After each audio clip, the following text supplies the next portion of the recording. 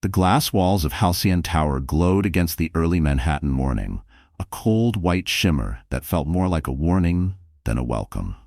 Executives hurried across the marble lobby, clutching their MacBook Pros and coffee cups, whispering about the most important strategy meeting of the year.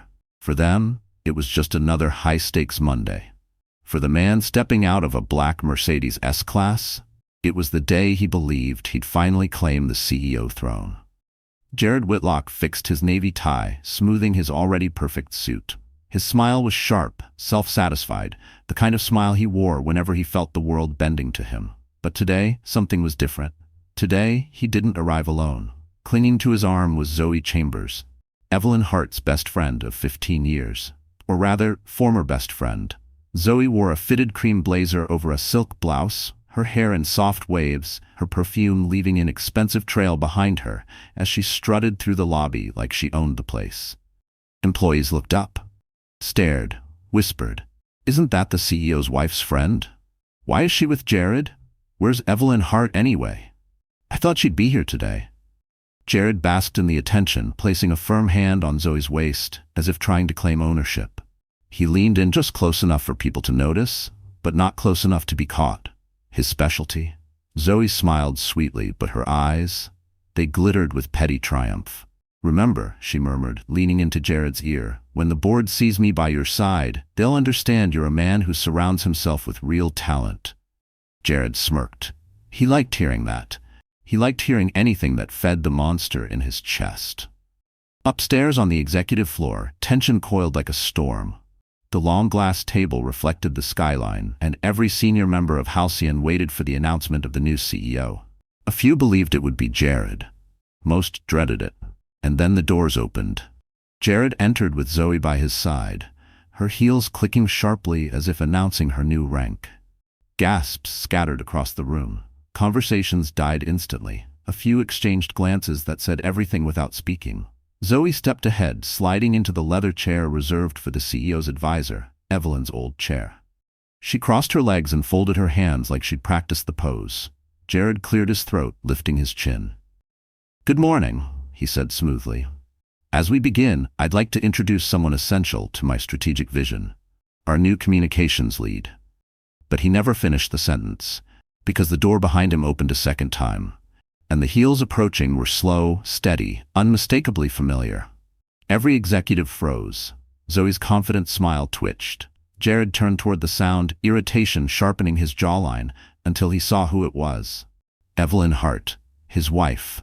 But she wasn't holding a handbag, she was holding a CEO badge, and Jared's smile finally cracked. He had no idea the morning he thought he was winning was the morning he would lose everything. And Evelyn wasn't here as his wife anymore. She was here as his boss. The room went silent as she stepped forward. "Good morning," Evelyn said calmly. "Shall we begin?" The room seemed to pulse with a stunned, fragile silence as Evelyn Hart stepped fully into the boardroom. The early sun cast a pale gold glow behind her, outlining her figure like a deliberate spotlight. Her navy suit fit her perfectly, sleek, sharp, quietly powerful. Not glamorous, not glittering, but unmistakably in command. She carried no purse, no hesitation, and certainly no apology. Only a black leather portfolio and a calm she had spent years learning how to fake. But today it wasn't fake. She walked with a steadiness that didn't match the turmoil inside her chest. She could feel Jared's eyes on her, confusion, irritation, then something colder. Zoe's smile had evaporated entirely, replaced with the stiff, twitchy look of someone who just realized she stepped onto the wrong stage. Evelyn didn't even glance at them. She approached the head of the table, the chair meant for the next CEO of Halcyon Dynamics. A chair she had never imagined sitting in, not after the years she spent cleaning up Jared's messes, sacrificing her promotions, staying quiet about her grief, and shrinking herself to keep her marriage intact. But the board saw what Jared never could, and now the whole room would. Aidan Rourke, the chairman, rose to his feet. His expression was unreadable but decidedly respectful. "Good morning, Evelyn," he said. "Your seat is ready." A murmur rippled through the executives. Jared stiffened. "My seat?" Evelyn replied gently, though she already knew the answer. She had known since the meeting last Thursday, when Aidan handed her a sealed envelope and told her, "Prepare yourself. Monday will be loud." Now she understood. She lowered herself into the chair, smoothing the edges of her blazer with calm, measured hands. "Thank you."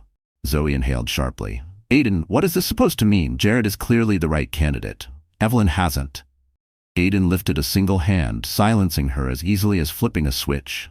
"Miss Chambers," he said coolly, "you do not speak in this room unless addressed." Zoe swallowed, shrinking back. Jared's jaw flexed, ready to erupt, but he stayed silent. Barely. Aiden turned to the board. As discussed, the decision was unanimous. Evelyn Hart is the new Chief Executive Officer of Halcyon Dynamics, effective immediately. Evelyn sat still, trying to keep her breath even. She saw the nods of confirmation from the board members, faces she had known for years but never believed would vote for her. It wasn't a dream. Not anymore. She'd spent the last 15 years solving problems behind closed doors, ghostwriting strategies Jared claimed as his own, and building the stability Halcyon needed without ever taking credit. She was the quiet engine, the invisible architect, the woman who always showed up, even when life broke her to pieces. And now, finally, the room saw her. Jared leaned forward, voice low but dangerous. "This is ridiculous. She took a 3-year break from corporate life. She has no recent management track record. She was basically a stay-at-home wife." The blow landed harder than she expected, but Evelyn didn't flinch. Aiden replied before she could. "Mr. Whitlock," he said coldly, "during those 3 years she also finished her second master's degree, solved your department's backlog from home, and designed half of the restructuring proposal you tried to present last quarter." Jared froze. Zoe looked like she'd been slapped. Evelyn finally spoke, her voice soft but steady. "I didn't expect this position, but I won't apologize for earning it." Her eyes met Jared's for the first time. "And I certainly won't apologize for surprising you." She opened her portfolio, sliding out a crisp stack of documents. "Now," she said calmly, "shall we begin the meeting we're already 20 minutes behind on?" The executives straightened in their chairs. Zoe's fingers trembled. Jared glared daggers. And then, the conference room door swung open again. The Halcyon executive boardroom had always intimidated Evelyn, even back in the years when she entered it only to drop off documents Jared forgot, or to quietly fix a slide deck he messed up before a major pitch. But today, as she sat in the center chair, she saw the space differently, clearly, sharply, like a battlefield she finally understood. Floor-to-ceiling windows stretched behind her, revealing a panoramic view of Manhattan in its winter stillness. The skyline glittered with cold morning light, sleek towers, silver reflections, the streaming lines of traffic far below. Inside, the boardroom was a world of steel, glass, and power. A 10-foot marble table, leather chairs, a 98-inch presentation screen, and the faint smell of polished wood and expensive cologne. Everyone in this room lived in a different stratosphere. They drove Mercedes S-Class, wore Rolexes, and closed deals over dinners at the River Cafe. But they also remembered who delivered results and who didn't. Today the room felt heavier, charged, waiting. Evelyn laid her Mont Blanc pen beside her notes, trying to hide the tremor still lingering in her fingers. She'd prepared for this meeting in theory, but not like this. Not with her husband sitting 3 seats away, his mistress perched confidently beside him, and an entire board silently wondering whether they were witnessing a coronation or a massacre. Aiden Rourke reclaimed his seat and nodded toward the panoramic view. "Let's proceed." But Jared wasn't done. He leaned forward, resting his elbows on the table, pretending to look calm. "Before we move on," he said, "I'd like to address something. We need stability in leadership, someone with a proven track record of managing teams, someone who understands the pressure of this level." He paused intentionally. Evelyn hasn't worked on site in years, and choosing a CEO based on theory rather than practical experience is reckless. Evelyn kept her gaze forward, refusing to react. Aiden's tone cooled. "Noted. Now?" But Jared pressed on, voice louder. "I'm saying what everyone's thinking. We need someone visible, present, someone who actually shows up." A faint ripple of discomfort moved across the room. Evelyn inhaled, slow and steady. Her heart pounded, but her voice, when she finally spoke, came out steady. "I did show up, Jared." She looked directly at him.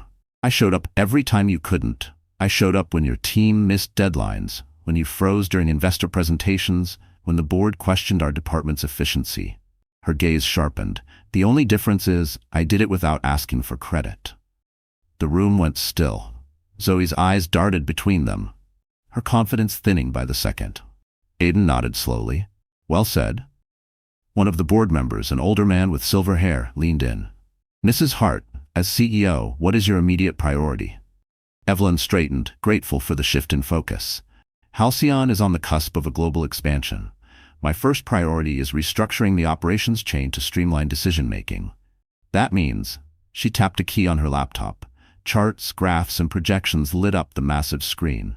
The room leaned forward as she spoke, engaged, impressed, even those who once doubted her. For the first time, Evelyn saw faces turning toward her with respect. She felt the power rising inside her, not arrogance, but clarity. Purpose. She wasn't here to survive, she was here to lead. Then she noticed Zoe shifting uncomfortably. The woman kept glancing toward her expensive tote bag, the one she'd placed on the floor beside her chair. Was she nervous? Evelyn didn't have long to wonder, because just as she began explaining the new organizational chain, the boardroom doors opened again. Not with hesitation this time, but with force. Every head turned. A young assistant rushed inside, panting, holding a tablet. Mr. Rourke, sir, there's something you need to see. Urgently. Aiden frowned. What is it? The assistant swallowed hard, then turned the screen so the room could see. A video was paused on the image, and in the frozen frame was Zoe in a hotel room with Jared. The timestamp was from 3 weeks ago. And worse, she was holding confidential Halcyon documents in her hand. The room gasped, Evelyn's blood ran cold, and then the assistant whispered, "This was just leaked to the entire executive network." The video froze on the enormous boardroom screen, its harsh fluorescent hotel lighting washing out Zoe's face. Her hair was messy, her blouse half-buttoned, and her hand was unmistakably holding a stack of confidential Halcyon documents. Documents Jared had claimed were misplaced 3 weeks ago. The timestamp glared like a spotlight exposing everything. For a moment, the entire room was silent. Not the respectful silence from earlier. This was a suffocating, stunned silence. The kind people slip into when they've just witnessed a car crash unfolding in slow motion. Zoe jerked upright in her chair. "That's edited," she blurted. "It's fake, obviously fake. Anyone can." "Be quiet," Aiden said sharply, his voice like a slammed door. She shrank back instantly. Jared's face turned a dangerous shade of red. His jaw twitched, the muscle pulsing like a warning sign. He didn't speak, he couldn't. His eyes darted from the screen to Zoe to Evelyn, and then back to the screen as if hoping the image would magically vanish. But it didn't, and the board had already seen enough. A senior executive cleared his throat. "That appears to be the missing Q4 strategy packet." Another whispered, "This is a breach of federal compliance law." Someone else muttered, "This could destroy us." Zoe snapped, her voice cracking. "I can explain. Jared gave me those because he needed my opinion. He said the team was incompetent, that he trusted me more." Zoe, Jared hissed under his breath. "Shut up." That only made things worse. Several board members exchanged looks, sharp, calculating, disgusted. Evelyn didn't speak. She wasn't sure she even could. Her lungs felt tight, yet her pulse slowed in an eerie, unexpected way. This wasn't shock anymore. This was clarity. For the first time, she didn't feel like the betrayed wife. She felt like the CEO. Aiden folded his hands, his face unreadable. "Miss Chambers," he said calmly, "are you in possession of any other Halcyon property?" Zoe's cheeks drained of color. Her fingers twitched toward her tote bag, the same bag she kept glancing at earlier. Aiden stood. "Bring the bag here." Zoe clutched it to her chest. "No, it's personal. You can't just—" "You brought it into a corporate boardroom," Aiden said, "and you're a non-employee. Legally, we can." Her mouth opened in protest, but security had already stepped inside, silent, imposing, waiting. She let go. One guard placed the bag on the table, the other unzipped it. The contents spilled out in slow motion. Company documents, USB drives, a keycard registered under Jared's name, and worst of all, a printed draft proposal that hadn't even been released to the executive team. Gasps filled the room. Jared shot up from his chair, pointing at Zoe. "This is your doing. I never authorized this. She stole from me." Zoe whipped around, furious. "Stole? You gave me everything. Don't lie now." "Why would I ever give you confidential documents?" Jared snapped. "Because you trusted me more than your wife."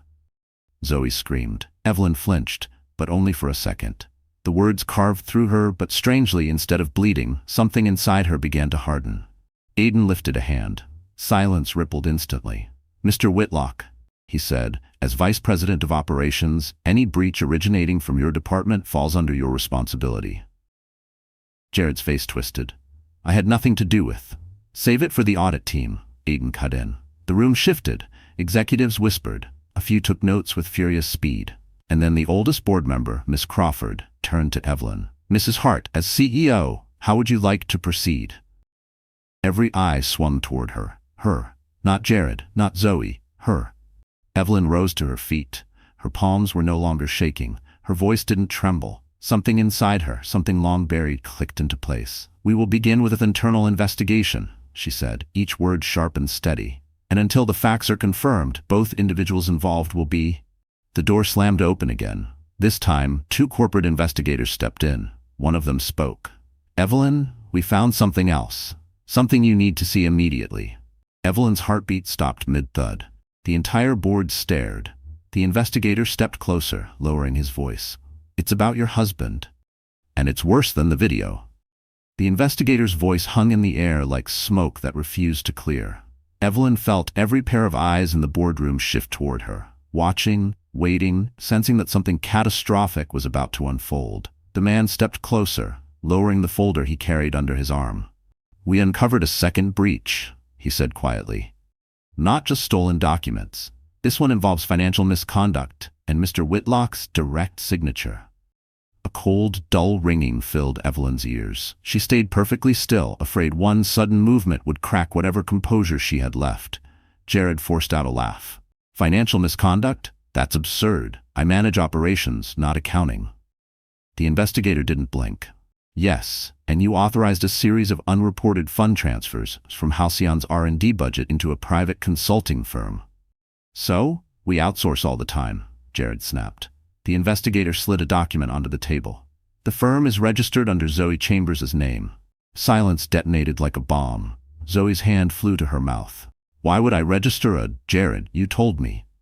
"Don't you dare," Jared hissed. But it was too late. The board had seen the letterhead, the signatures, the timestamps. The truth spilled out, ugly and undeniable. Aiden leaned back, expression grim. "Mr. Whitlock, you funneled company funds to your mistress's shell corporation?"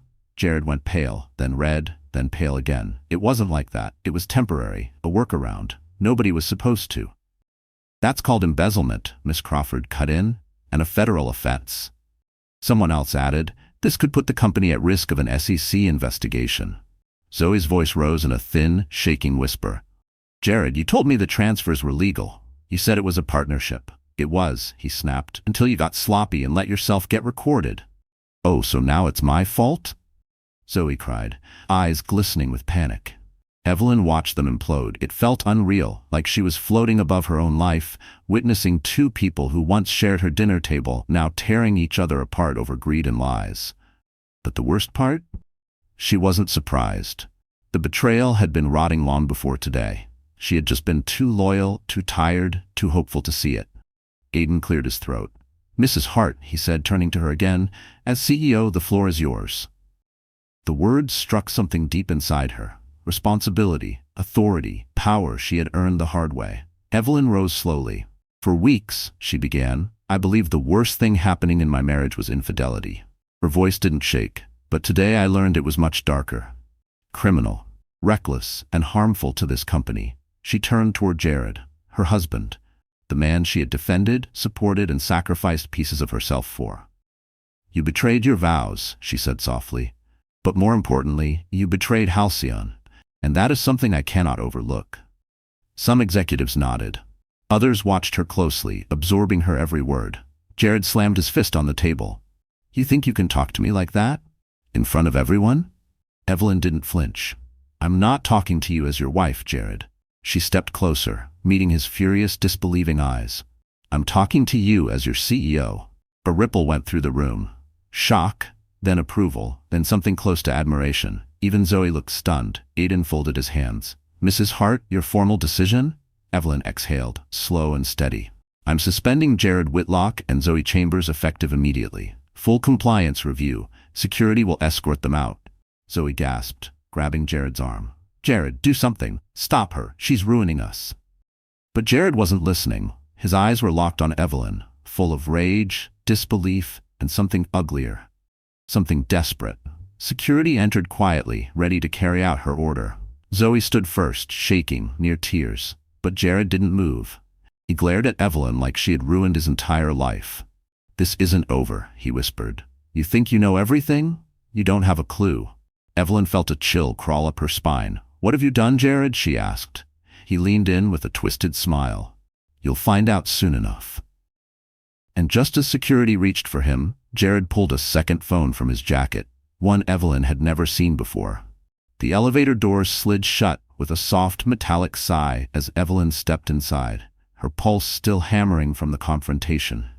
The boardroom had erupted into chaos the moment Jared's secret phone flashed its threats.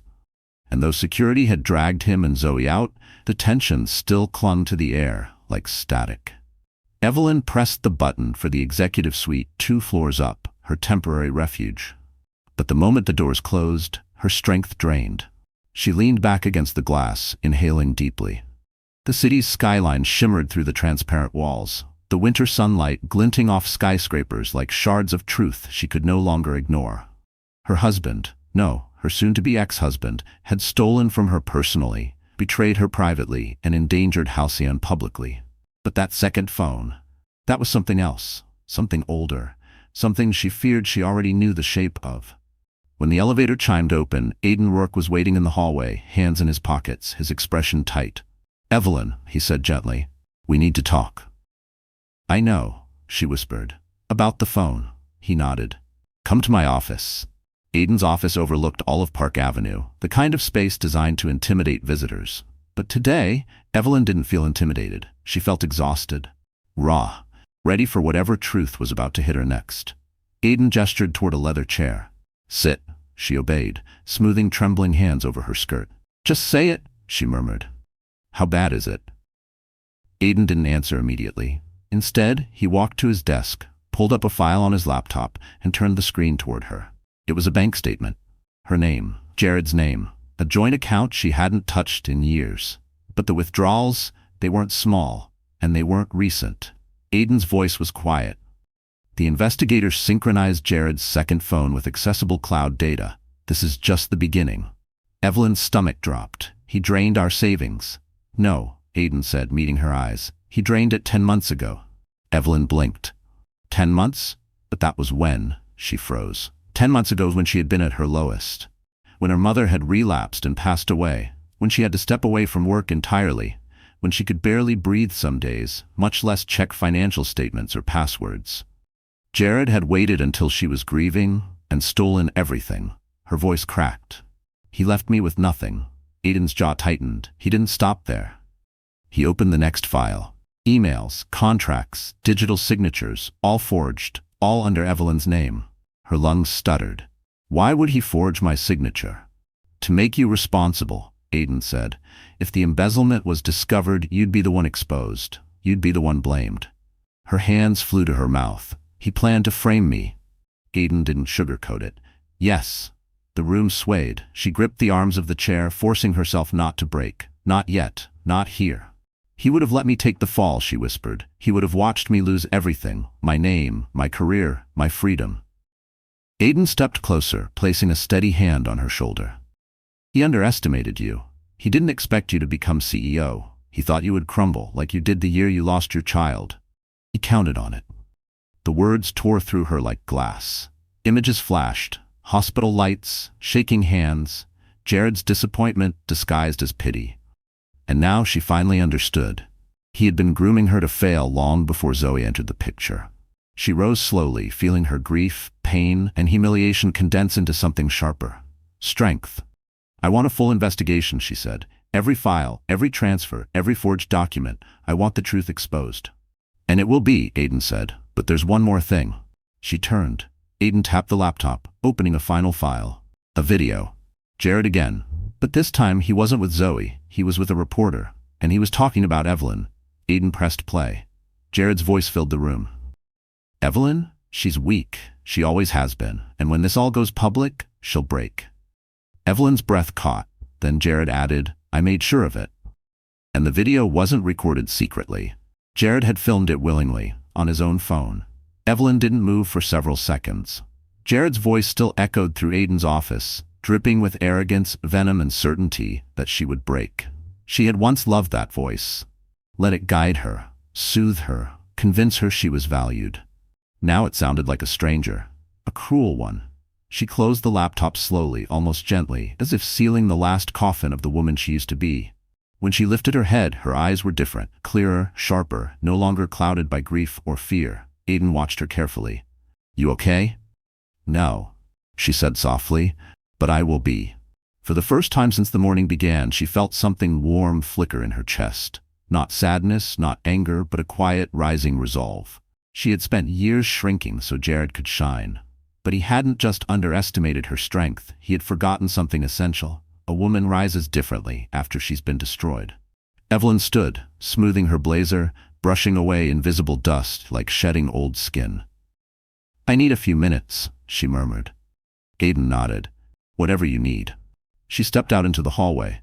The floor-to-ceiling windows cast long reflections of Manhattan's skyline across the polished marble.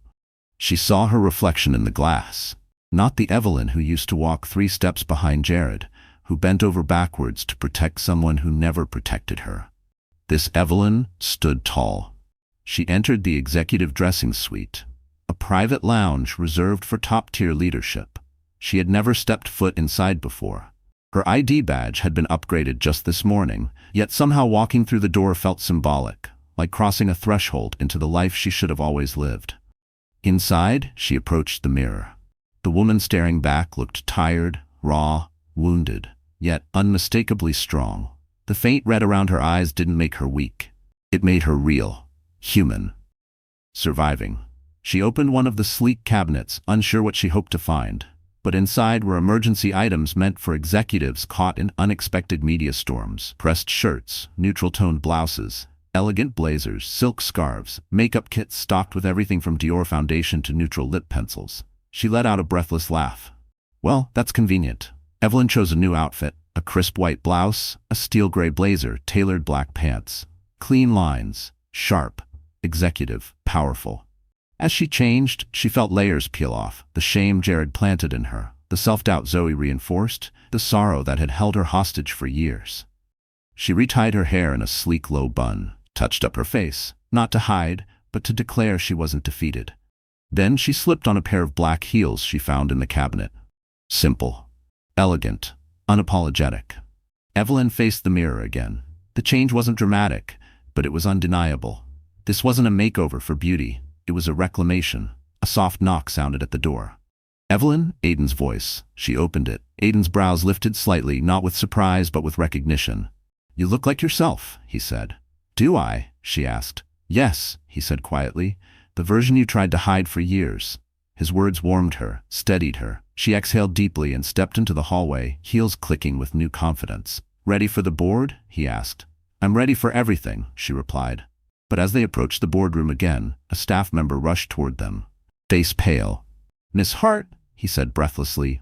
"The media, they're already here. Something leaked." Evelyn froze. "What leaked?" she asked. The staffer swallowed. "It's about you." Her heart stopped. Aiden stepped closer. "What exactly was leaked?" The staffer handed over his tablet. On the screen was a headline, already spreading across multiple major outlets. "CEO's husband arrested for embezzlement, but his wife may have signed off." Evelyn's blood ran cold, and then the staffer whispered, "And there's a second headline. Jared claims you were the mastermind." The hallway seemed to tilt beneath Evelyn's feet as she stared at the headline glowing on the tablet. Her vision tightened, tunneling around the bold black letters that screamed her guilt to the world. Jared hadn't wasted a second. He didn't just betray her. He didn't just steal from her. He had thrown her directly under the bus.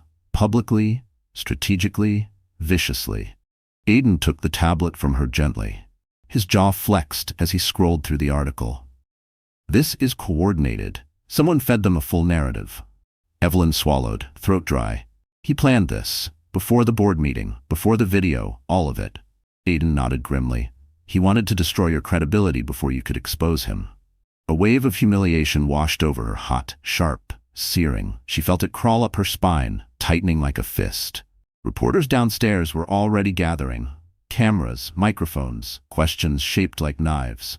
For years, she feared the spotlight. But now, she didn't have the luxury of hiding. "Let's go," Aiden said quietly.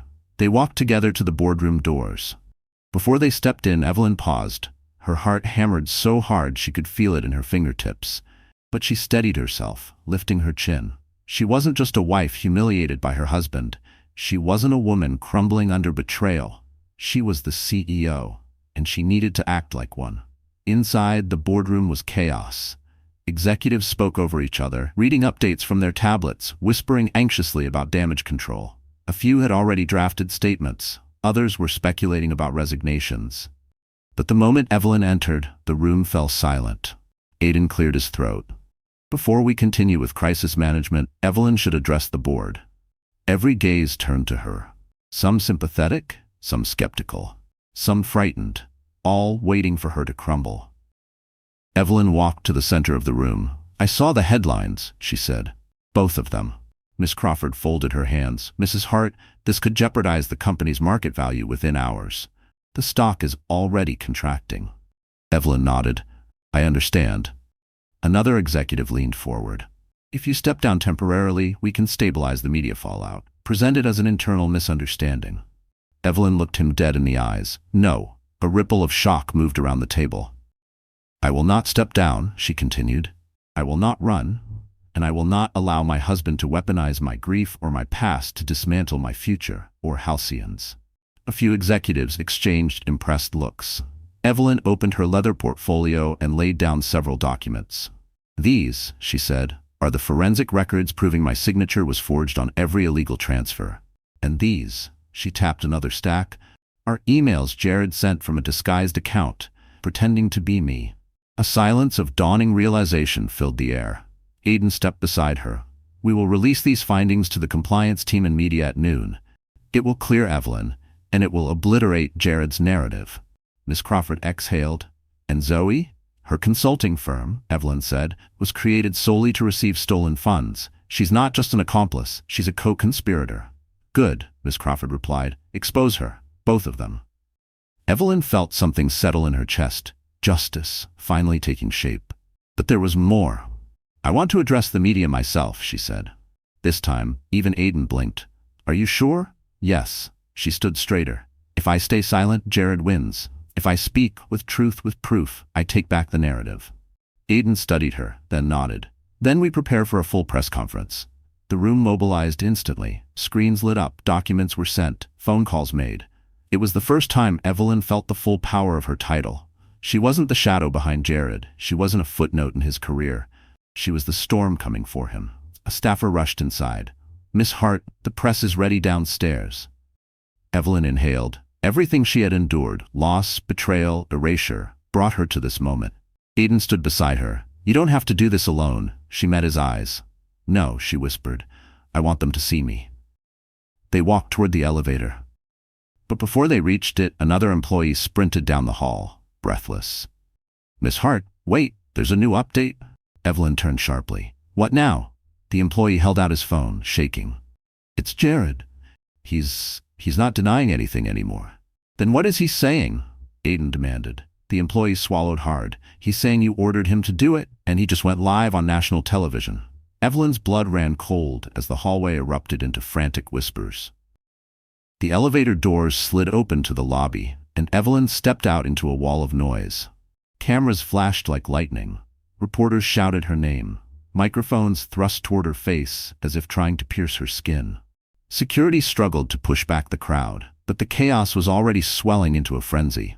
In the center of it all, on a massive screen mounted in the lobby, Jared Whitlock's face filled every pixel. Smug, composed, pretending to be the victim. He was being interviewed live on national television. "And yes," Jared said smoothly, "Evelyn pressured me. She insisted the transfers were a necessary temporary adjustment. She told me to use Zoe's firm so it wouldn't raise questions. I was just following her directives." Evelyn stopped in her tracks. The crowd went wild, reporters gasping, snapping photos, screaming questions that all blended into one deafening roar. Aiden stepped protectively beside her. You don't have to watch this. Yes, she whispered. I do. On screen, Jared continued, wearing the same sympathetic expression he used when he used to manipulate her during their worst arguments. I never wanted any of this, he said, shaking his head. My wife, well, she hasn't been stable for years. After she lost our baby, she changed. She made reckless decisions. She's not capable of leading Halcyon. He sighed, lowering his eyes. I just hope she gets the help she needs. A low, horrified murmur spread through the lobby. Aiden inhaled sharply. He didn't just go after your reputation. He went after your mental health. Evelyn felt her heart crack, but only for a second. Then something inside her solidified. She watched Jared lie effortlessly, weaponizing her deepest wound for sympathy and power. And suddenly the fear vanished. She wasn't scared anymore. She was done being hunted, done being his shield, done being quiet. A security lead approached her. Miss Hart, we can move you to the back exit. No. Evelyn's voice cut through the chaos, steady and clear. I'm going out there. The security lead blinked, stunned. With all due respect, it's not safe. It's necessary, she said firmly. He wanted to break me in public. Fine, I'll answer him in public.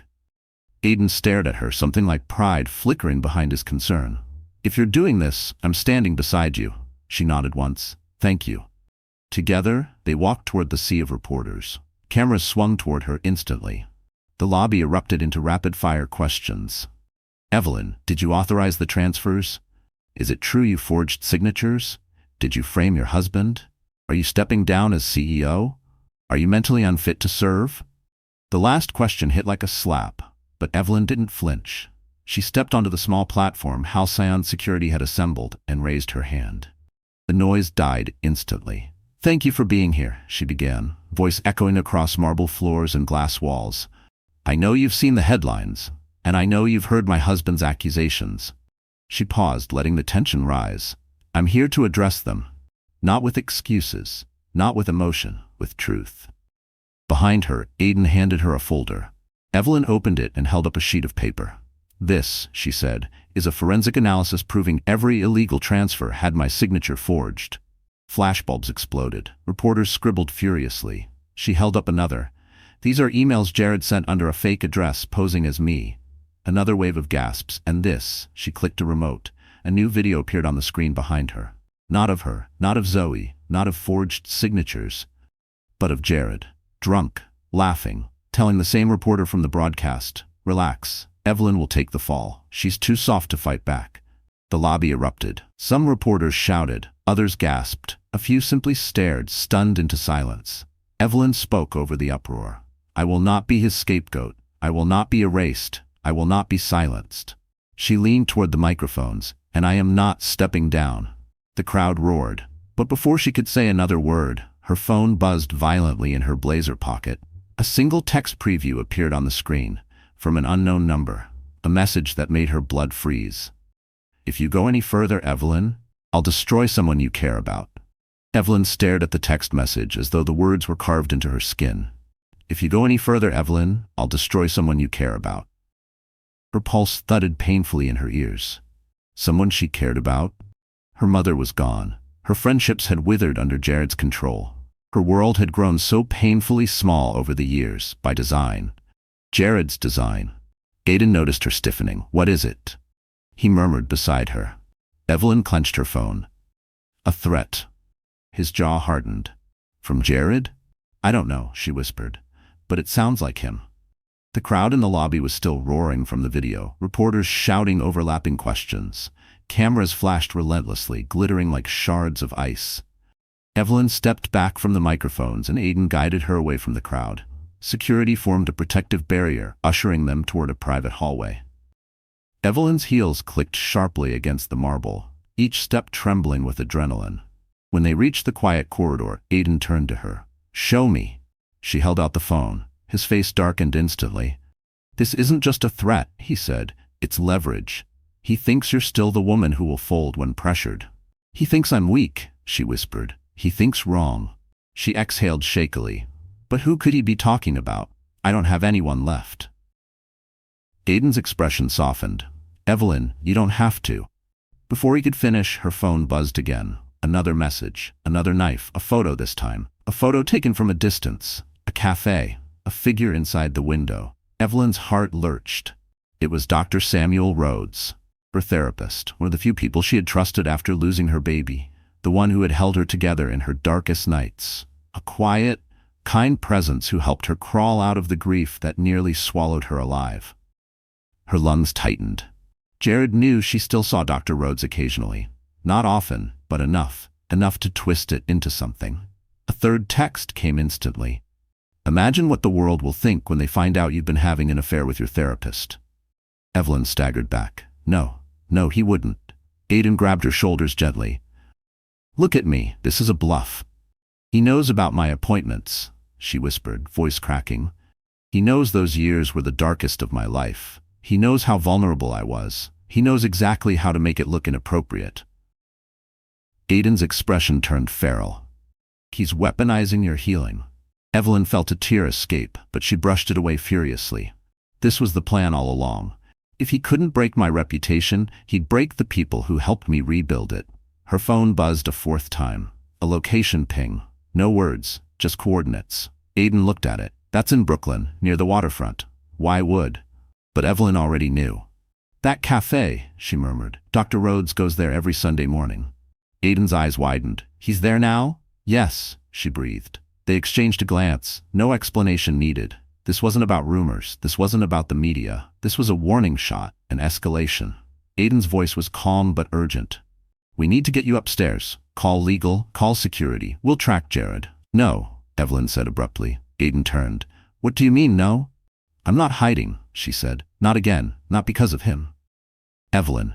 She lifted her chin. I'm going to that cafe. Aiden stared at her. Absolutely not. I have to protect the people he wants to use against me. Then let security handle it, he insisted. No, she repeated. This is mine. He dragged my life into the spotlight. I won't let him drag someone innocent into it too. Aiden ran a hand through his hair, back clearly torn. Then I'm coming with you. She didn't argue. They headed for the exit, moving fast but with purpose, flanked by halcyon security. Just as they reached the revolving glass doors, Evelyn's phone buzzed again.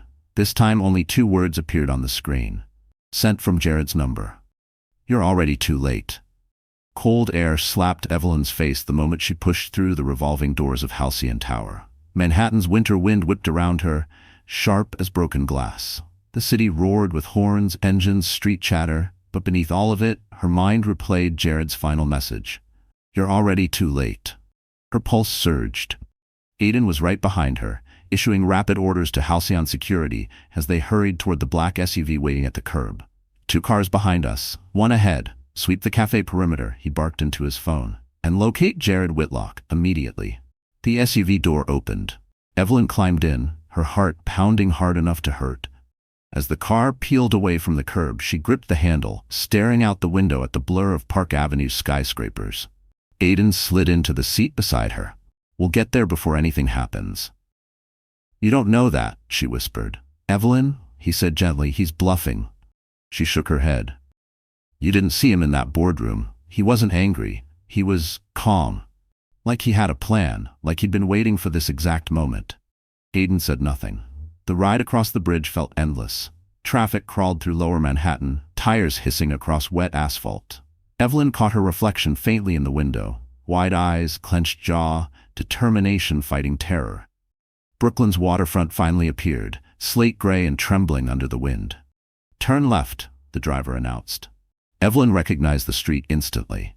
Dr. Rhodes's cafe, Willow and Steam, sat on the corner, with its soft green awning and warm golden lights glowing through the windows. But something was wrong. There were police cars outside. 2 of them. Evelyn's breath caught. No, please. Stop the car, Aiden ordered sharply. The SUV skidded to a halt. Evelyn flung open her door and sprinted across the sidewalk, ignoring Aiden calling after her. Her heels struck the pavement in frantic, uneven beats. She reached the cafe doors and shoved them open. The bell chimed. Warm air. Coffee aroma. And a hush so sharp it made her eyes sting. People stared at her, baristas, customers, faces pale and frightened.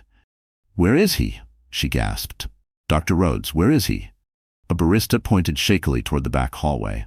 The police? They're talking to him now. Someone left something on his table. Something disturbing.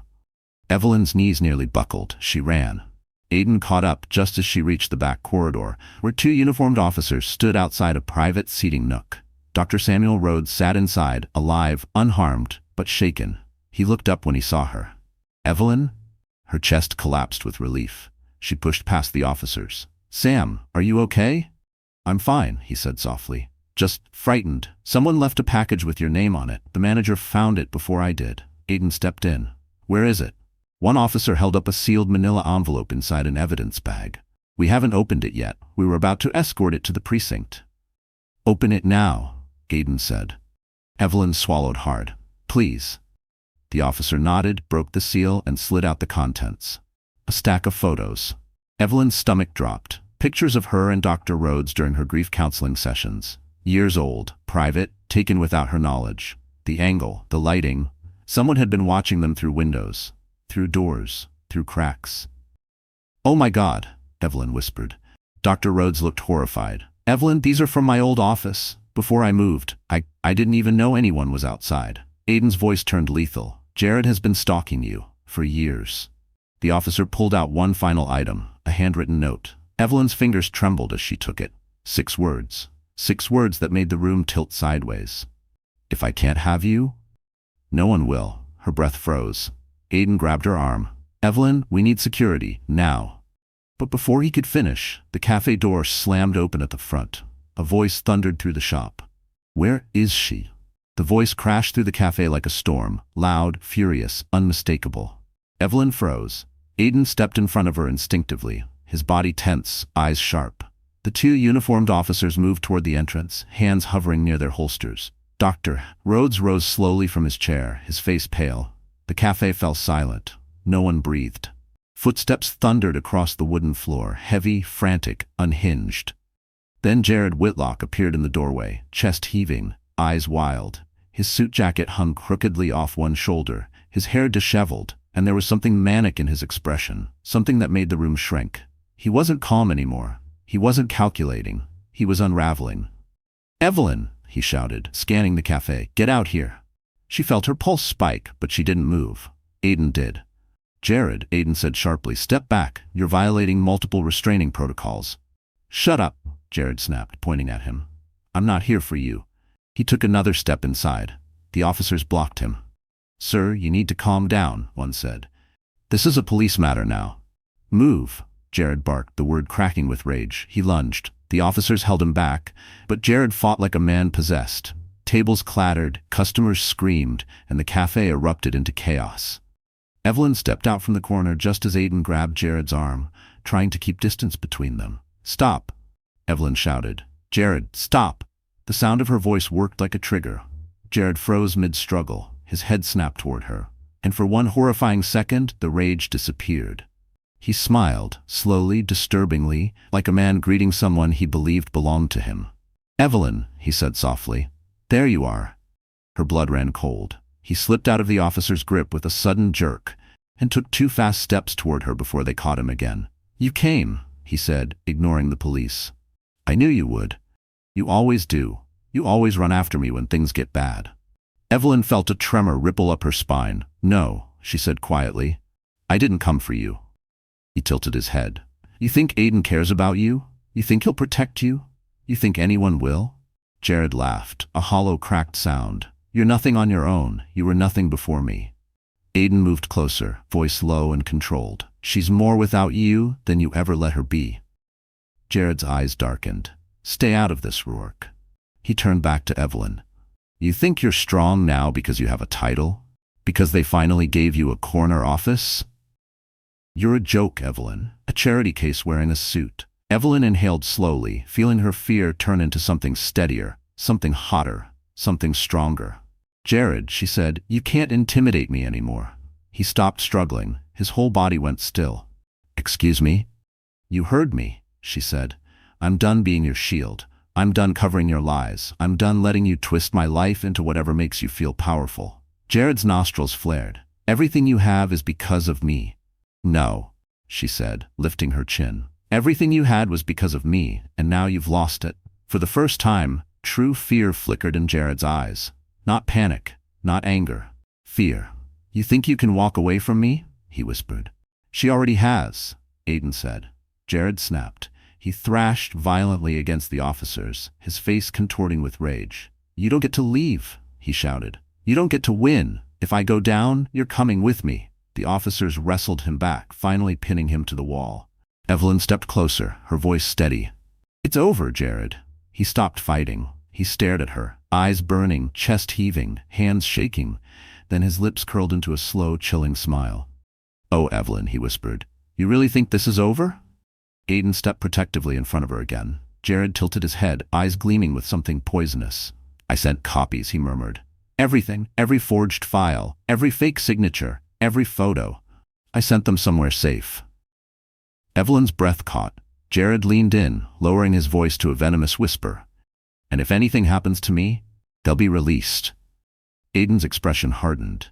"You're bluffing." Jared smirked. "I never bluff." Then he looked directly at Evelyn. "And the first person those files will ruin is you." Before anyone could respond, Jared laughed, and the cafe's back door slammed somewhere in the distance. Chaos rippled through the cafe the moment that distant door slammed. The sound echoed like a warning shot, making every customer jump. The police tightened their hold on Jared, but his laughter lingered in the air, low, manic, triumphant. Aiden reacted first, signaling for 2 officers to check the back exit. "Go. Now." They sprinted down the hallway. Evelyn stood frozen, her pulse pounding so violently it felt like her ribs were vibrating. Jared's words ricocheted in her skull. "I sent copies, and the first person those files will ruin is you." She felt her throat tighten, her breath thinning into something sharp and painful. For a moment, she wasn't in the cafe. She was back in the hospital years ago, losing her child, losing her sense of safety, losing herself, while Jared twisted her grief to his advantage. Aiden stepped closer. "Evelyn, look at me. He's desperate. That's all this is." "No," she whispered. "It's more than that. He planned this. Every piece, every lie, every trap." Jared snarled at the officers. "You think you can protect her? You think you understand her?" He glared at Evelyn. "Tell them, sweetheart. Tell them how weak you really are." Something inside her cracked, not with fear, with anger. She stepped toward him, her voice surprisingly steady. "You used my pain like a weapon," he smirked. "You made it easy." Aiden's eyes darkened with fury. "Don't say another word." But Jared only leaned his head back against the wall, smiling as though he'd already won. "She needed me. She always needed me, and now she's pretending she doesn't. It's pathetic." Evelyn inhaled slowly, fighting the tremor in her chest. "I didn't need you," she said. "I survived despite you." His smile faltered. She continued, her voice gaining strength. "You drained our savings while my mother was dying. You forged my signature when I was too heartbroken to think straight. You stalked me when I tried to rebuild my life. That's not love, Jared. That's control." Jared's face contorted with rage. "You ungrateful." But the officers shoved him back against the wall before he could reach her. Evelyn stepped away, suddenly feeling dizzy. The walls seemed to tilt. She reached for a nearby table, steadying herself. Aiden hurried to her side. "Evelyn, breathe," he murmured, placing a gentle hand on her back. "You're safe, I promise you. Safe," a word she hadn't actually felt in years. She closed her eyes, letting the warmth of Aiden's steady presence anchor her. But then one of the officers returned from the back hallway, breathless, concerned. "He's not alone," the officer said. "Someone was here before us." Evelyn's eyes flew open. "What do you mean someone was here?" "We found footprints leading to the service alley, fresh ones, and a phone burner device. It was smashed, but whoever was helping him left fast." A chill wrapped around Evelyn's spine. Jared didn't work alone. Not this time. Not ever. She turned sharply toward him. "Who else is involved?" Jared's smile returned, slow and poisonous. "You want the truth now, after all this time?" "Yes," she said coldly. "Start talking." He tilted his head. "Or what, you'll fire me? Have me arrested? Take away everything I built for you?" "You built nothing for me," she said. His eyes glittered. "Someone's been doing things you never noticed, helping me, feeding me information, watching you." Evelyn's stomach clenched. "Who?" Jared leaned forward, his voice dropping. "Someone close. Closer than you think." Aiden stepped forward, fists clenched. "If you know what's good for you," but Jared cut him off, sneering. "I'm not the one you should be worried about." Evelyn felt her breath catch. "Just tell me who it is." Jared's smile widened, terrible and triumphant. I didn't send the files, he whispered. I didn't have to. Someone else already did. Evelyn's knees weakened. Someone else. Someone close. Her voice trembled. Who? Jared leaned his head back, laughing, and then he said the last name Evelyn ever expected to hear. Your sister. For a second, Evelyn didn't understand what she'd heard. The cafe noise blurred. The sirens outside dimmed. Even her own heartbeat felt distant, muffled, as though she had fallen underwater. My sister? She whispered. Jared grinned, slow, wide, triumphant. Took you long enough. Aiden's brows pulled tight. Evelyn, you have a sister? She swallowed hard. Yes, Charlotte, but she lives in North Carolina. She hasn't been in New York for over a year. Jared laughed, harsh and sharp. Oh, she's been in New York plenty. You just never noticed. Evelyn's breath caught, an invisible fist tightening around her lungs. Charlotte. The girl she had practically raised after their father left. Charlotte, whose college fees Evelyn had paid for. Charlotte, who disappeared after a bad breakup and rarely responded to calls. But Charlotte working with Jared? Impossible. Unthinkable. Insane. What did you do to her? Evelyn demanded, voice cracking. Jared shrugged. Me? Nothing. She came to me months ago, crying about you. How perfect Evelyn always gets everything. How Evelyn gets the job, the marriage, the spotlight, the sympathy. He leaned forward. It was pathetic how jealous she was. Evelyn's stomach twisted. You're lying? Jared smirked. Who sent you those emails from her college address? The ones criticizing your decisions? They weren't spam. They were from her. Evelyn's knees trembled. Aiden stepped in. Jared, enough. You're manipulating her. I don't need to, Jared snapped. Her sister already did half the work for me. Evelyn shook her head rapidly. Charlotte would never. She loves me, Jared scoffed. She loves what you did for her. Not you. And when she realized everything she ever wanted, your success, your position, your stability, would always be out of reach, she broke. She came to me for help. Aiden clenched his jaw. What exactly did she do for you? Jared smiled with manic pride. She was my eyes, my ears. She fed me details about every project you pitched, every board member you talked to, every stress you had. She helped me forge your signatures. She knew your handwriting better than anyone. His grin widened. She was perfect. Evelyn staggered back, gripping a table to steady herself. Her vision blurred. Charlotte, her little sister, her only remaining family, working with Jared, betraying her. She felt something deep inside her fracture, quietly but irreparably. That's not possible, she whispered. She wouldn't hurt me, not like this, not this deeply. But she did, Jared snapped, and she did it gladly.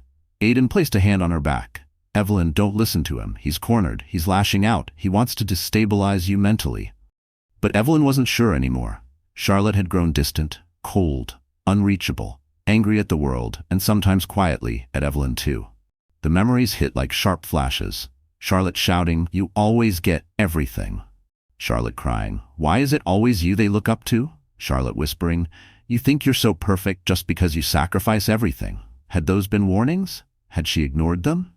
The room spun. I need proof, Evelyn choked out. If you're telling the truth, show me. Jared shrugged. Check your email. She sent you a message this morning. Aiden immediately pulled up her email on his phone. His face changed, first confusion, then alarm. He turned the screen to Evelyn. A new message, time-stamped 1 hour ago. Subject, I'm sorry, Evie. Attached, a zip folder. Evelyn's fingers shook as she tapped the attachment. Inside were dozens of files, screenshots, recordings, documents. Charlotte had collected over months, all labeled for Jared. Her knees almost gave out. Aiden caught her before she fell. Evelyn, breathe. I've got you. Tears stung her eyes. Why would she do this? Why would she help him destroy me? Jared smirked. Because she hates you for having the life she never could, and I gave her a way to take it from you. Aiden's voice dropped to ice. You're finished, Jared. And Charlotte will answer for this too. Jared leaned his head back, smiling. But then the front door of the cafe burst open again. Police moved aside. A woman rushed in, hair wild, eyes swollen, breath shaking. Evelyn's heart stopped. Charlotte, her sister. She looked directly at Evelyn and whispered, Evie, I'm sorry. I didn't know it would go this far. Evelyn couldn't move. Charlotte stood in the doorway of the cafe like a ghost dragged into daylight, hair tangled, cheeks streaked with tears, breath coming in rapid, uneven gasps. Her coat hung off one shoulder as if she had run the entire way. For a moment, the world went silent. Then Charlotte whispered again, voice cracking. Evie, please, I didn't know he would do this. Evelyn's chest tightened. Why are you here? Charlotte stumbled forward, ignoring the police, ignoring Aiden, ignoring Jared's twisted smirk. She reached out as if she wanted to touch Evelyn's arm, but stopped inches away, her hand trembling violently. I swear, Charlotte said, I never meant for it to get this far. He told me you were hurting. He told me you needed help, that you were falling apart. Falling apart, Evelyn said, voice hollow. And that justified betraying me? Charlotte flinched. I thought I was protecting you. A cold, humorless laugh escaped Evelyn's lips. By feeding him everything I said, everything I did, everything I trusted you with? Charlotte covered her face with shaking hands. I didn't think he would turn it against you. I didn't think. You didn't think, Evelyn repeated quietly. That part, I believe. Aiden stepped forward, putting himself slightly between the sisters. His voice was firm. Charlotte, Jared claims you helped him forge signatures and leak documents, that you worked with him intentionally. Charlotte's eyes widened in horror. No, I didn't forge anything. I swear it. I only sent him screenshots of what Evie was working on. I thought I was helping him support her career. Support? Evelyn snapped. By giving him ammunition to undermine me? Charlotte burst into tears. I didn't know, Evie. He said you two were struggling, that you pushed him away, that you were drowning after Mom died. I thought if I helped him, it would help you. Jared laughed behind the officers. And she believed every word. Aiden turned on him sharply. Shut up. But Jared just grinned at Charlotte. Tell them the truth, sweetheart. You wanted Evelyn's life. You told me so. You cried about it. Charlotte's face twisted with shame. I said I was jealous. Yes, I said it wasn't fair how everything always lands perfectly for Evie. Yes, but I never wanted to ruin her. Evelyn felt something inside her crack, slow, agonizing, like glass splintering. You were jealous? Evelyn whispered. After everything I did for you? After raising you? Paying for college? Covering your rent when you lost your job? Charlotte sobbed harder. I know. I was stupid. I was angry. I felt like I lived in your shadow. Evelyn's eyes burned. I never cast a shadow on you. You just stood behind me instead of next to me. Charlotte broke entirely, collapsing into a chair, burying her face in her hands. Aiden looked at Evelyn, his voice gentle. We can handle this legally. You don't have to. No, Evelyn said softly. I need answers. She knelt in front of Charlotte. Did you help him forge my signature? Charlotte shook her head violently. No, I swear on Mom, I didn't do that. Did you help him move money? No. Did you leak documents? A painful pause. Yes, Charlotte whispered, but only because he told me it was harmless. He said it was for internal updates, for planning. Evie, I didn't know. Evelyn closed her eyes. Pain washed through her, slow and suffocating. You trusted him more than you trusted me, she said quietly. Charlotte looked destroyed. I'm so sorry. But Evelyn wasn't sure sorry mattered anymore. Before she could respond, one of the officers' radios crackled. Dispatch to Unit 6, update on the Whitlock investigation. Everyone froze. The officer raised the radio. Go ahead. Static. Then Jared Whitlock isn't the only suspect. The files were traced to a second sender. Aiden stiffened. Who? The radio crackled again. The second sender is confirmed. Identity verified. Evelyn felt dread coil in her stomach.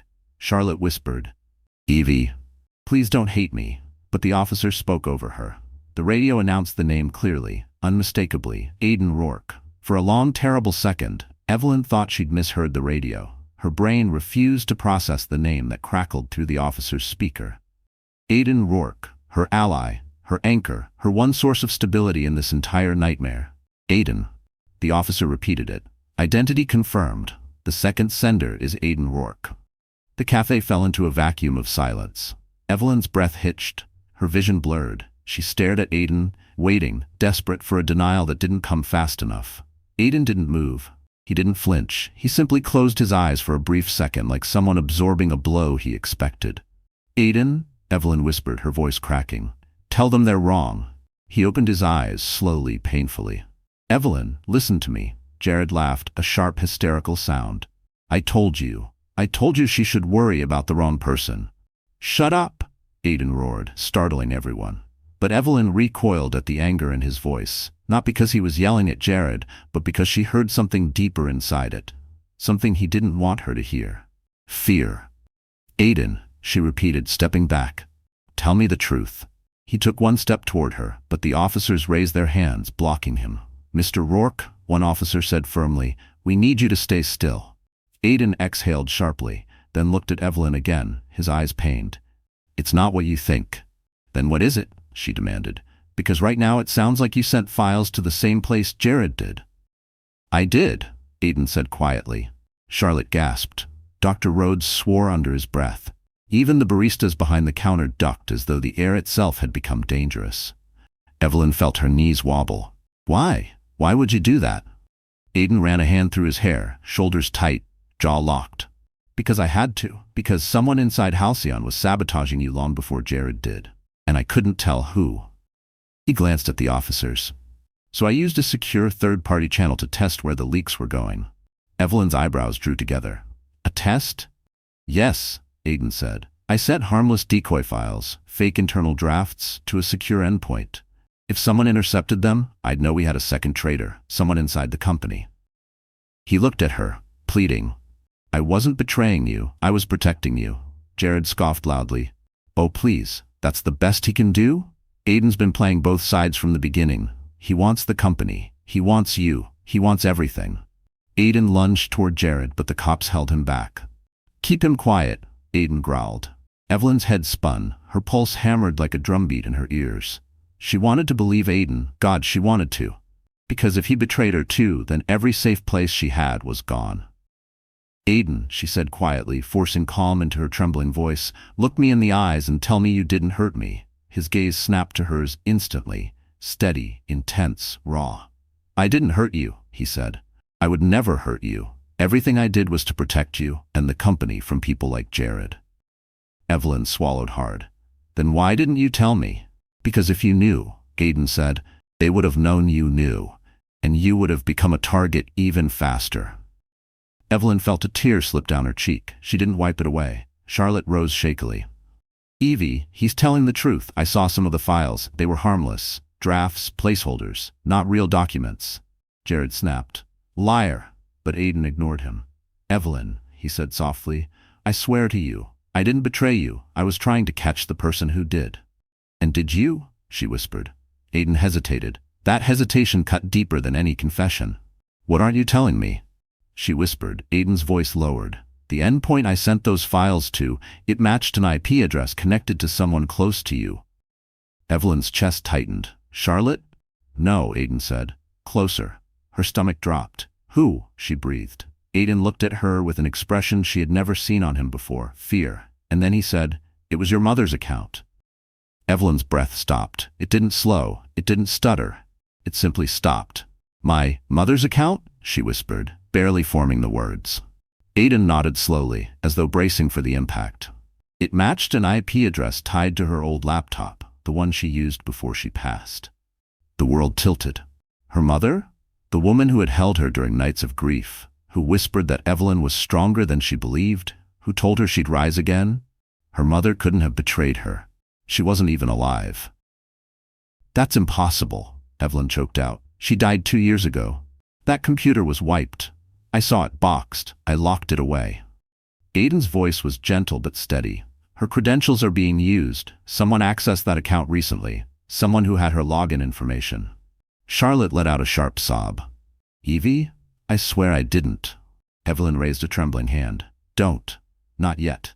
Aiden continued. Whoever used your mother's account was someone who knew about her habits. Someone who knew the password she reused. Someone close enough to understand how to mimic her digital footprint. Evelyn felt the truth forming like a storm. Heavy, dangerous, inevitable. Jared smirked. Oh, this is going to be good. Aiden glared at him. Shut your mouth, Whitlock. But Jared only smiled wider. Let her figure it out. She's smart. She'll get there. Evelyn looked at Aiden. Her voice was barely audible. When was the last login? Aiden hesitated. Too long. Aiden, when? His jaw clenched. This morning. Charlotte gasped. No, Mom is gone, Evie. She's gone. Evelyn's mind raced. Her mother's laptop, the bedroom closet back home, the box she sealed. The passwords Charlotte knew. The storage unit Jared once insisted she let him organize. Her stomach twisted violently. No, she whispered. No. Aiden stepped closer. Evelyn, listen, there's more. She shook her head rapidly. I don't want more. But Aiden pressed on. The files sent under your mother's account weren't sent to Jared. The room froze. They were sent to a private address, one that was created 5 months ago, under your mother's name. That's impossible, Evelyn repeated. Charlotte was sobbing silently now, rocking in her chair. Dr. Rhodes hovered behind her, helpless. Aiden lowered his voice. It means someone went out of their way not just to use her account, but to impersonate her, to make it look like she was still involved. Someone who wanted to frame your mother and you. Evelyn's throat tightened. Who would do that? This time, Aiden didn't hesitate. The same person who had access to your house, to your storage, to the boxes you locked away. Someone who knew your mother's medical passwords, her scheduling apps, her files. Someone who accessed her cloud storage long after she passed. Evelyn stared at him, dread curling like smoke around her heart. Someone, Aiden finished, who pretended to grieve with you. The cafe dimmed. The noise faded. Charlotte's sobs blurred into static. Evelyn whispered, Jared? Aiden shook his head. No. Jared's laugh echoed, dark and delighted. Oh, Evelyn? Not everyone you love is who you think. Her hands trembled. Then who? Aiden held her gaze. Who had your mother's jewelry box? Who claimed she wanted them to have it? Who stayed with you after your mother died? Who kept asking about passwords and bills and paperwork? Evelyn felt her breath slice through her chest. Her voice barely escaped. No, Charlotte didn't. Charlotte sobbed harder. Evie, please. But Aiden raised a hand. It wasn't Charlotte. Evelyn blinked. Confusion.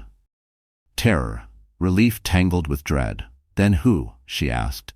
Aiden swallowed. The system traced the false account to someone using your mother's identity as a cover. Someone who knows you more intimately than anyone.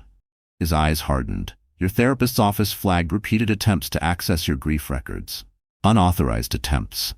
Evelyn froze. Slowly she turned toward Dr. Rhodes. He was no longer pale. He was no longer trembling. He was staring at her, too calmly, too still, too knowing. Her skin crawled. Aiden, Evelyn whispered, voice shaking, tell me exactly who logged in as my mother. Aiden exhaled. Then he said the name, and the cafe broke into a collective gasp. Dr. Samuel Rhodes. For a moment, Evelyn couldn't feel her own heartbeat. Everything inside her turned hollow and cold. Like the cafe light suddenly dimmed, like the world slid several inches out of alignment. Dr. Samuel Rhodes, her therapist, her confidant, her safe place. The man who helped her breathe when grief crushed her chest. The man who saw her broken and kept her from collapsing entirely. The man she trusted more than anyone after her mother died. No, Evelyn whispered, that's not possible. Aiden positioned himself subtly between her and Dr. Rhodes. The officers inched closer, hands drifting toward their belts. The customers in the cafe shrank back, whispering, terrified. Dr. Rhodes didn't move, didn't flinch, didn't panic. He simply folded his hands calmly on the table. Evelyn, he said softly, you're in shock. You're vulnerable, and you're being manipulated. His voice, normally soothing, now dripped with something else. Something cold, something calculated. Evelyn shook her head violently. Why would you use my mother's account? Why would you impersonate her? He sighed as if disappointed she didn't understand something obvious. Because you wouldn't listen. Listen to what? She demanded. Jared, still pinned to the wall, laughed with delight. This is better than I ever could have imagined. Aiden snapped. Shut up, Jared. But Dr. Rhodes kept his eyes on Evelyn, steady, unblinking. You weren't healing, he said. You were pretending, pushing yourself back into the corporate fire before you were ready. I told you to slow down. I begged you to. But you're stubborn, strong to a fault. Evelyn's stomach clenched. So you stalked me, broke into my files, used my mother's name, her memory, to manipulate my life? You call it manipulation, Dr. Rhodes said calmly. I call it intervention. The room erupted in gasps. Aiden stepped closer. You accessed private records, you impersonated a dead woman, and you sent documents that nearly destroyed her career. That's not intervention. That's criminal. Dr. Rhodes tilted his head. I didn't destroy her career. I saved it. Saved it? Evelyn whispered. By sending files to a fake account? By framing my mother's identity? By helping Jared? Dr. Rhodes finally shifted, his expression hardening. I didn't help Jared, he said. I watched him. I followed him. I studied him. He glanced briefly at Jared, eyes cold. He was unstable long before you saw it. I knew he would eventually expose himself, and I needed him to. Evelyn's skin crawled. Needed him to? For you to let go, Dr. Rhodes said. You were clinging to a marriage that was killing you. Evelyn felt her throat tighten. So you manufactured a crisis? No, he said. I accelerated an inevitable one. The officers exchanged looks. Aiden's voice turned steel. So you admit you impersonated her mother? Dr. Rhodes hesitated just a fraction too long. I used the credentials because they were familiar to her, he said. A symbol of trust, a symbol she would follow. Evelyn recoiled as if slapped. You used her memory to manipulate me emotionally. Dr. Rhodes finally rose from his seat. He moved slowly, deliberately, like a man who believed he had done absolutely nothing wrong. You needed guidance, he said. Structure. A path out of grief that you kept refusing. I gave you direction. You violated me, Evelyn whispered. I protected you. You controlled me. I helped you. You lied to me. His voice finally cracked, rising with something dark and unstable. I loved you. The cafe fell dead silent. Evelyn stepped back, eyes wide. Aiden's fists clenched. Dr. Rhodes breathed heavily, his mask slipping. You came to me broken, and I put you back together. Piece by piece, I supported you when no one else did. I carried you through the darkness, and I wasn't going to let you walk back into a life that would destroy you. Evelyn felt tears sting her eyes, not from sadness but from violation. You're sick, she whispered. Dr. Rhodes shook his head. I'm the only one who truly understands you. He took a step forward. The officer snapped to attention. Aiden blocked him. Don't even think about it. Dr. Rhodes lowered his voice. I did all of this for her. Evelyn shook her head. You did it for control. A shadow crossed his face, and then, without warning, he reached into his coat. The officers shouted.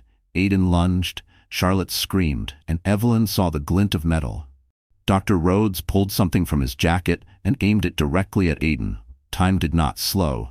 It did not pause. It snapped. The moment Dr. Rhodes pulled the metallic object from his coat, the cafe exploded into motion. Aiden lunged first, shielding Evelyn with his entire body, while officers shouted commands, chairs scraped, and customers dove for cover. But then Evelyn saw it.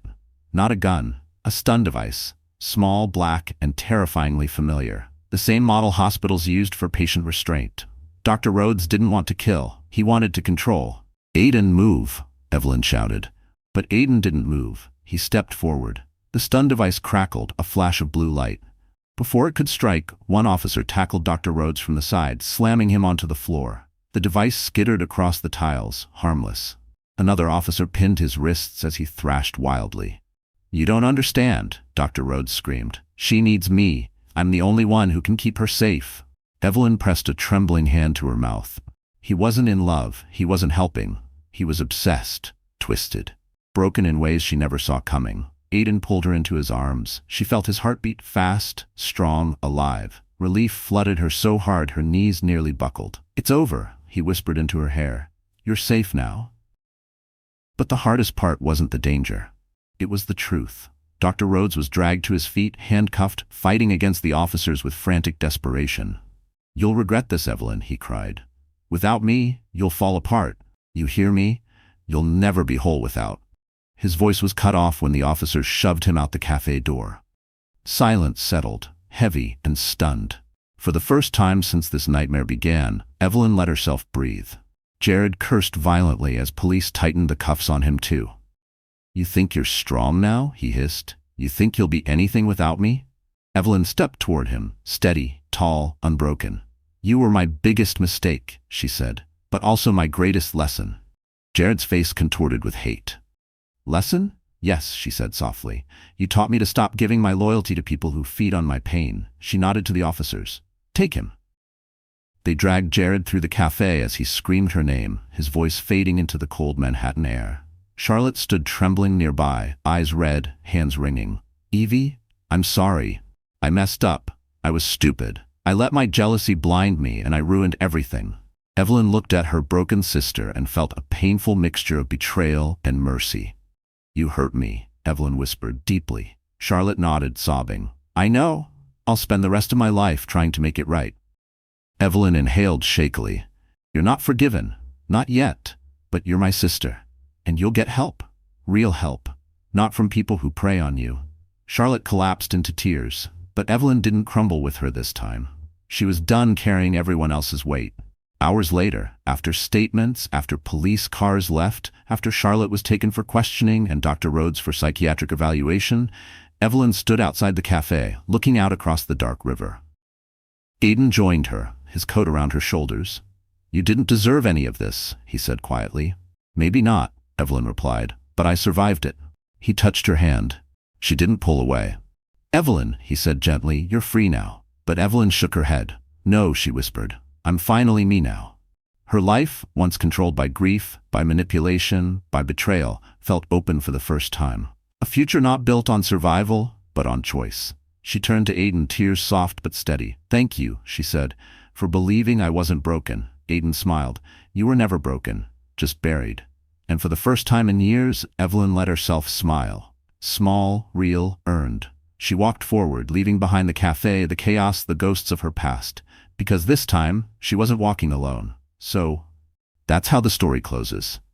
And if you are still here with me right now, listening all the way to the end, it means something in this journey touched your heart in a way you maybe didn't expect. Maybe it reminded you of your own strength. Maybe it reminded you of the battles you've had to fight quietly without applause. Or maybe you simply needed to hear that you're not alone. In the philosophy of Stoicism, Marcus Aurelius once wrote, "What stands in the way becomes the way." And Evelyn's story is exactly that. Every betrayal became a doorway. Every heartbreak became a teacher. Every ending became a beginning. Life won't always protect us from people who hurt us, but it will always offer us the chance to rise above them, wiser, calmer, stronger. Healing isn't loud. It's the quiet decision to keep walking forward. If this story resonated with you, my dear friend, don't leave quietly. Like the video to keep us growing. Share it with someone who needs strength today. And subscribe. Because your presence here truly matters more than you know. We're walking this path together.